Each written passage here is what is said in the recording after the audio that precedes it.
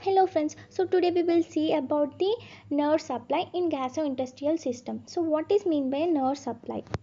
So nerve supply is done by the intrinsic as well as extrinsic nerve supply. So we will see about the intrinsic nerve supply. So intrinsic nerve supply is done by the enteric nervous system. So it is supplied by the enteric nervous system. So we will see about the enteric nervous system. So enteric nervous system has two major networks in GI tract. So one is Myelinic plexus of Agra branch. This is present between the outer longitudinal and the inner circular layers of muscles. So this myelinic plexus of areolar branch is present between the outer longitudinal and the inner circular layer of muscles, and the submucous plexus of Michener. These present between the circular muscles layers and the mucosa. So these myelinic plexus Aerobatch is present between the outer longitudinal and inner circular layers of muscles, and the submucous plexus of Michener present in between circular muscle layers of mucosa. This extrinsic nervous system is connected to the central nervous system. So this enteric nervous system is connected to the central nervous system by the sympathetic and parasympathetic fibers. So by the help of sympathetic and parasympathetic, enteric nervous system is connected to the central nervous system, but they do not found independently without these connections. So without these sympathetic and parasympathetic fibers connections, they do not found independently connections. And we will see about the extrinsic nervous system. So enteric nervous system is supplied by efferent and efferent nerves. So this enteric nerve supply is done by efferent and efferent nerves. So these are in the form of both sympathetic and parasympathetic nervous system. So this extrinsic nervous system has efferent and efferent nerves from both sympathetic and parasympathetic nervous system. So we will see about efferent nerves.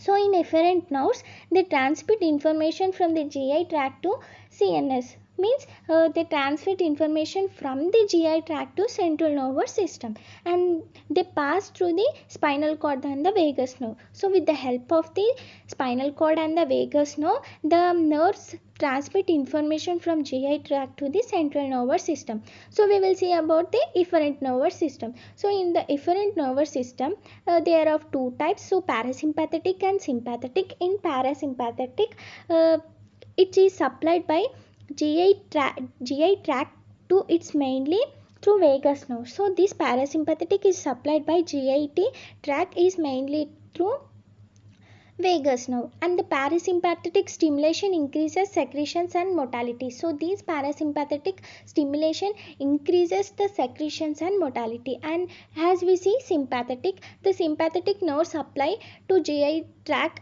arises from the fifth thoracic segment to the second lumbar segment of the spinal cord. So these arises from the fifth thoracic segment to the second lumbar segment of the spinal cord, and it inhibits the GI smooth muscles except the splinchers. So these sympathetic helps to inhibit the GI smooth muscles except splinchers. So it reduces GI motility and secretions. So in parasympathetic it increases secretions and motility, but in the sympathetic it reduces motility and secretions. And we will see the influence of higher center. So influence of higher center means it is a automatic output is modified by influence of higher center, practically from the limbic system and the cerebral cortex. So by the automatic output they are modified by the influence of higher center, and they are practically from the limbic system and cerebral cortex. Next we will see about the electrical activity of gastrointestinal smooth muscle. So these smooth muscles show two types of electrical waves. So one is slow waves and the another one is spikes. So slow waves is nothing but it is a spontaneous rhythmic fluctuations. So it is a spontaneous rhythmic fluctuations in the membrane potential. So when the range between minus 65 and 45 MV. So this is the range between minus 65 and minus 45 MV. It is a spontaneous rhythmic fluctuations in the membrane potential, and it is termed as a basal electrical. So it is termed as a basal electrical rhythm. So nothing but BER. So basal electrical rhythm, and their fluctuations produces slow waves. So these fluctuations produces slow waves, and the EBR is imitated by the, so these are imitated by the stellate muscle cells. So it is imitated by the stellate muscle cells. So stellate muscle cells means nothing but alpha smooth cells. So these alpha smooth cells are called as a interstitial cell of Kajal. So it is called as a interstitial cell of Kajal. So these basal electrical rhythm imitated by the stellate muscle cells means alpha smooth cells are called as a interstitial cell of Kajal. These cells are the placemaker cells. So these cells are the placemaker cells. They are present between the smooth muscle layers, and they form a network with one another. So these are present between the smooth muscle layers, and they form a network with one another. And the slow waves are not an action potentials, but the slow wave undulating changes in the resting membrane potential. So these slow waves are not an action potentials, but they slow undulating. So undulating is nothing but a rising or falling in a wave. So by the rising and the falling of the waves, it changes and rising and resting membrane potential. So their intensity ranges from 5 to 15 MV. So the intensity rises from 5 to 15 MV, and the frequency is 3 to 12 per minute. So and the frequency is 3 to 12 per minute. In the smooth their frequency is, in the stomach their frequency is about 4 minutes. So as we see, in the stomach slow waves are frequency about 4 minutes, and in duodenum it rises to 12 per minute. So in duodenum it rises to 12 per minute, and it falls around 8 minutes in the terminal ileum. So it falls around 8 per minute in terminal ileum, and the slow waves arise due to the slow and undulation of sodium potassium pumps. So the slow waves rises because of the rising and falling waves means undulating the sodium potassium pump. So these slow waves do not causes muscle contraction, but controls the appearance of intermediate spike potential. So they slow waves do not causes muscle contraction, but they contract the appearance of intermediate spike potentials. These spike potential causes muscle contraction. So like this the muscle contractions occurs means muscle contractions occurs by the appearance of intermediate spike potentials.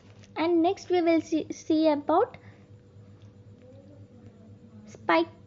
So these are the slow waves, and these are the spike waves. Spike means like this, like, and these are the slow waves. So we will see about the spike potentials. So spike potentials is nothing but they are true. So they are true action potentials. So these are the true action potentials. It is not therefore, so it is the true action potentials. They occur when the potential rise above minus 40 mu. So these spike potentials are the true action potential. They occur when the potential rise about minus 40 mu, and their frequency increases if the spike potential value increases. So the frequency increases if the spike potential value increases. The frequency of spike potential raises from 1 to 10 spikes per second. So the frequency of spike potential raises from 1 to 10 spikes per second. The spike potential lasts for duration of about 10 to 20 ms. So the duration of spike potential lasts to 10 to 20 ms, and this is about 10 to 40 times longer when compared to nerve action potential. So when the nerve action potential are compared, so it is about 10 to 40 times longer. And the spike potential occurs due to the entry of large number of calcium ion along with the smaller number of sodium ions. So spike potentials occurs due to the entry of large number of calcium ions and along with the small numbers of sodium ions. So by the sodium ions and the calcium ions, the spike potentials occur due to these. And the spike potential do not propagate for more than few millimeters in the interstitial muscle. So these spike potential does not propagate for more than few millimeters in the interstitial muscles.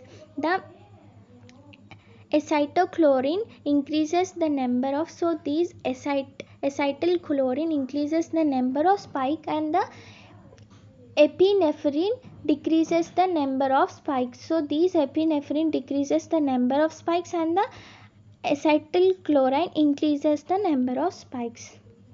And next we will see the migrating motor complex. So these migrating motor complex are occurs between periods of digestion. So when the digestions are occurring, these motor complex occurs. This migration of motor complex activity occurs from stomach to the distal ileum. So it occurs from the stomach to the distal ileum. So migrating motor complex has three phases. So first phase is, it is also termed as a quiescent phase. So it is also termed as a quiescent phase. And the second phase, it is a phase contains used with the period of irregular electrical and mechanical activity. So second phase, it is contains used with the period of irregular electrical and the mechanical activity. And the third phase, it is a period is characterized by a burst of irregular electrical activity. So through the irregular electrical activity, this period is characterized burst of irregular activity. And the migrating motor complex occurs at the intervals approximately 90 minutes by the migrate. So they occurs approximately 90 minutes by their migrate. They migrate at the rate about 5 centimeters per minute. And the function of migrating motor complex is to connects of the GI lumen to prepare for the next meal. So for the prepare for the next meal, these connect the GI lumen. And we will see about the so in next class we will see about the gastrointestinal reflex. Thank you for listening, and please subscribe my channel and like it. Thank you friends.